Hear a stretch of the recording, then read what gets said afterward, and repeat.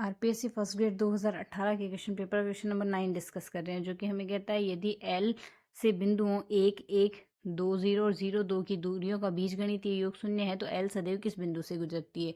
तो अगर हम यहाँ से देखें, हमारे पास 2 0 यहाँ आएगा एक्स अक्ष पर और 0 2 आएगा वाई अक्ष पर और 1 1 यहाँ से इनके बीच में आएगा। तो अगर एक सरल रेखा कुछ इस तरीके से बना रही, या फिर हमें ये वो लेना है कि यहाँ से कौन सी सरल रेखा से गुजरता है। तो अगर हम यहाँ से एक रेखा मूल बिंदु से होकर गुजार दें, y बराबर एक्स, y बराबर एक्स रेखा देख लें, तो इस रेखा पर हमारे पास y बराबर एक्स अगर हम देख लें तो यहाँ से ये जितनी दूरी पर एक साइड में है उतनी ही दूरी पर ये दूसरे साइड में है, अर्थात विपरीत है। तो बीजगणितीय योग इनका 0 आ जाएगा।